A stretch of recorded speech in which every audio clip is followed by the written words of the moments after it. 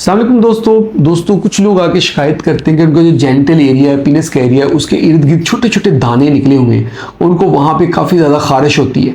जब हम उनका एग्जामिन करते हैं तो हमें छोटे छोटे दाने नज़र आते हैं पीनस के इर्द गिर्द, टेस्टिस पे। जब हम उंगलियों के दरमियान देखते हैं तो ये जो जगह होती है उंगलियों के दरमियान या कोहनियों में, ये वाली जगह होती है आर्म पिट, या यहाँ पे जो है ना उनके जो है दाने छोटे छोटे निकले होते हैं, यहाँ पे भी उसको खारिश हो रही होती है। तो उसके लिए हमने ये करना होता है कि गर्दन से नीचे नीचे मेडिसिन लगानी होती है। उसके साथ साथ उसका बियोन लोशन हो सकता है, या उसके अलावा जो जो लोशन मिलती हैं खारिश के लिए वो लगाने। आइवरमेक्टिन की गोली होती है, 3 अभी लेनी है, 12 घंटे बाद फिर 3 लेनी है, और 7 दिन के बाद इसको रिपीट करना है। इसके साथ जो इंपॉर्टेंट चीज़ें बताने लगा वो गौर से सुने कि अगर इस तरह के दाने निकले और खारिश होती है तो क्या क्या करना है।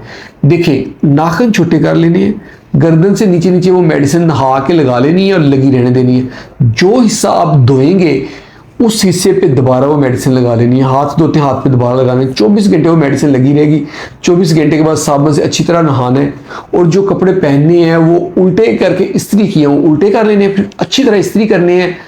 और ट्राउज़र भी, अंडरवेयर भी, बुनियान भी, हर चीज़ अच्छी तरह इस्त्री करनी है, वो पहननी है। अगर मैरिड है तो आपका कपल जो आपकी बीवी जो है वो भी ये सारा कुछ ऐसे ही करे, वो भी मेडिसिन लगाए उल्टा करके इस्त्री करे। टावल जो है वो गर्म पानी से धो के धूप में सुखाना है और डेली नया टावल यूज़ करना है। और बेड शीट जो है उसको भी अच्छी तरह इस्त्री करके यूज़ करनी है, ठीक है। और कंबल अगर है तो कंबल को धुलवाएं, धुलवा के धूप में डालें। तो ये चीज़ें जो है ना आपने करी। आगे सर्दियाँ आ रही हैं, सर्दियों में ये प्रॉब्लम बहुत ज़्यादा बढ़ जाता है, क्योंकि सर्दियों में यूजुअली एक ही कंबल में सब घर वाले इकट्ठे लेट रहे होते हैं, एक होती बाकियों की भी हो जाती है। और अक्सर ये स्कैबीज़ का जो माइट होता है, जो इसका वो कीड़ा होता है, वो सर्दियों में ज़्यादा परवान चढ़ता है और कंबलों के अंदर वो घुसा होता है, और नमी में उसकी ग्रोथ अच्छी होती है। तो ये चीज़ें करनी है, 3 दिन तक ऐसे करना है। और कोशिश करनी है कि कांटेक्ट कम से कम करें। अगर आपका है तो आप दूसरे से कांटेक्ट ना करें, किसी और को प्रॉब्लम है तो उसके साथ आप कांटेक्ट ना करें। फासला रखें एक दूसरे के साथ, इकट्ठे जो है ना मिलें गुलें उन लोगों से जिन लोगों को ये प्रॉब्लम है, खारिश का प्रॉब्लम है।